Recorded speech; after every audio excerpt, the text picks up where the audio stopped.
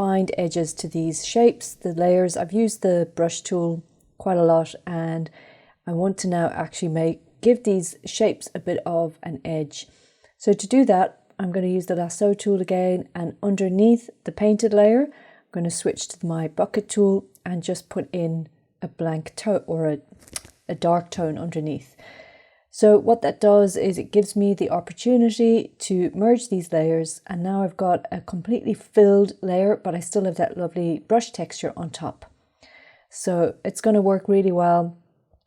If I continue to paint in this way, I can just, paint on top, not worry about it being on the white background.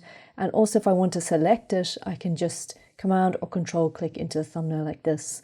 And it means that I've selected everything on that layer without gaps.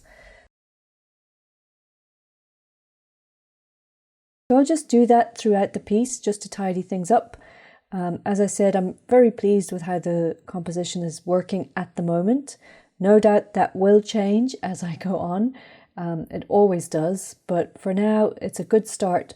It's a good starting point, and I'm just going to, finalize these foreground, midground and background shapes.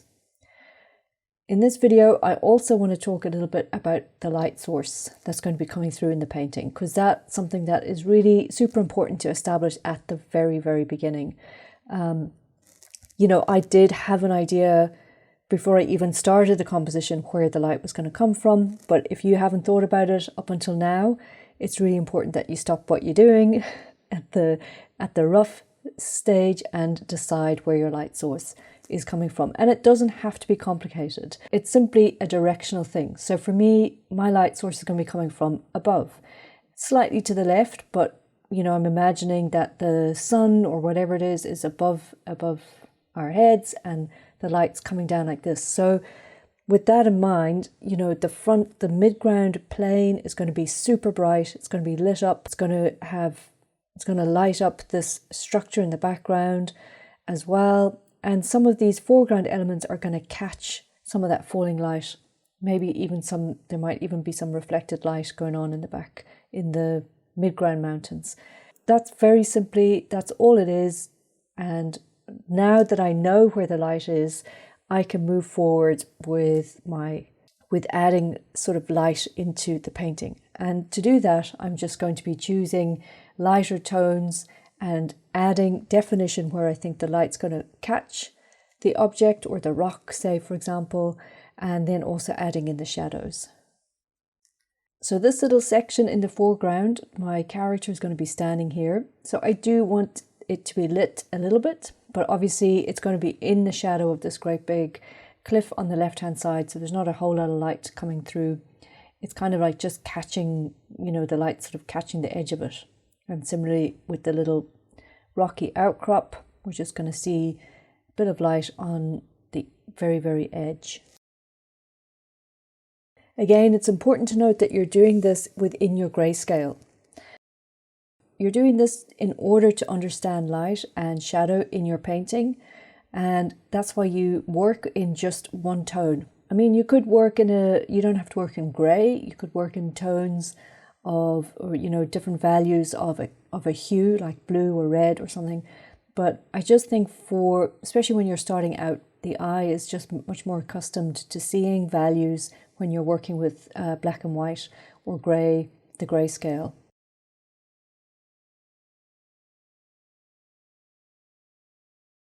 Another really important point is that light is what gives the things in your composition their structure. So obviously you can see with that building in the background, just by giving it two tones, that has given it a three-dimensional quality. It's got a side that's facing us and a side that's facing off to the right. So that's what you really want to achieve with lighting your painting. You want to be able to give things in your painting structure. And simply adding a bit of light next to a bit of shadow will immediately give that sense of structure for your drawing.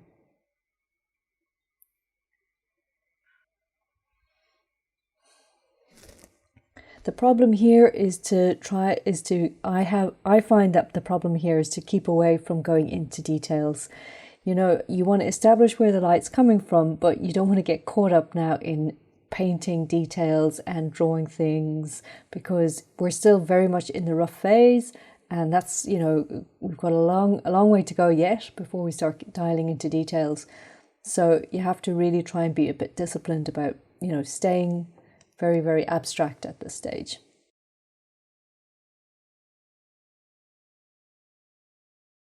Okay, so those are all my 3 layers, or my 3 sections, I should say. Foreground, midground, background. It's all very defined now, very clear for me, and I know exactly what's going on in each section. There's a few layers for each section, but that's okay. That's totally fine. This painting is going to have a lot of layers by the end of it, so it's something that I just have to get used to. So if you flip the canvas, you know, you can see immediately where your compositional errors are. So that's a very handy thing to do. I tend to not flip my canvas over and over and over again, because your eye then gets used to seeing it in the flipped way, and, you know, maybe you don't spot your discrepancies. So I try to keep that for just simply when I really need to check the composition.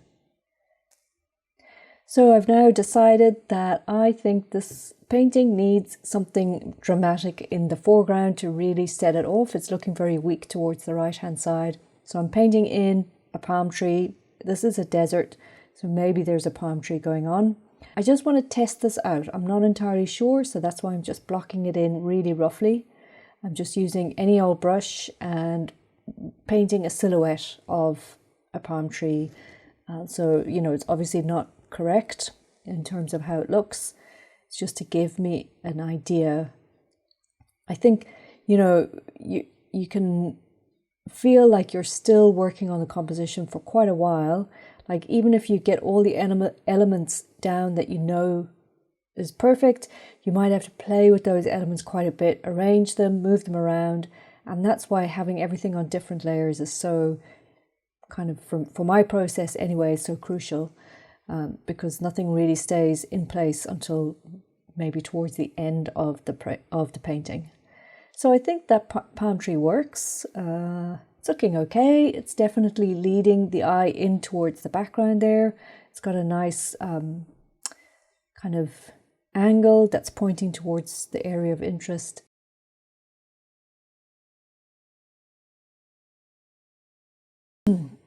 So what I've done here is just basically repeat the elements, and this is a great opportunity for me to explain this idea of repeating elements throughout a composition.